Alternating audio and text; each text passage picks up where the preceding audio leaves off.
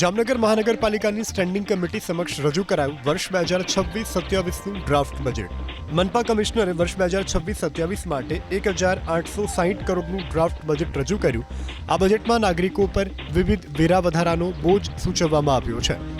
સૂચવેલા નવા કરમાં વાહન વેરો, water charge, solid waste charge અને એન્વાયરમેન્ટ ઇમ્પ્રુવમેન્ટ ગ્રીનરી ચાર્જ, ભૂગર્ભ ગટર હાઉસ કનેક્શન ચાર્જ અને ફાયર ચાર્જનો વધારો સામેલ છે.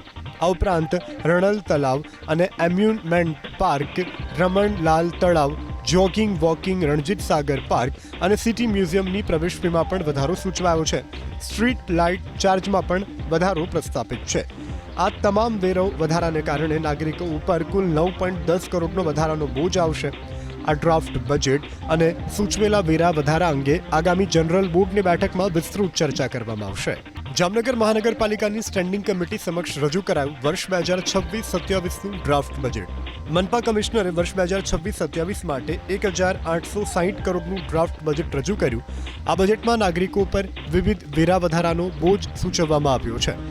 સૂચવેલા નવા કરમાં વાહન વેરો, water charge, solid waste charge અને એન્વાયરમેન્ટ ઇમ્પ્રુવમેન્ટ ગ્રીનરી ચાર્જ, ભૂગર્ભ ગટર હાઉસ કનેક્શન ચાર્જ અને ફાયર ચાર્જનો વધારો સામેલ છે.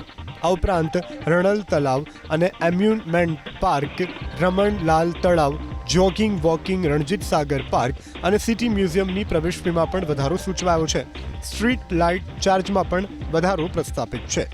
આ તમામ વેરો વધારાને કારણે નાગરિકો ઉપર કુલ 9.10 કરોડનો વધારાનો બોજ આવશે. આ ડ્રાફ્ટ બજેટ અને સૂચવેલા વેરા વધારા અંગે આગામી જનરલ બોર્ડની બેઠકમાં વિસ્તૃત ચર્ચા કરવામાં આવશે.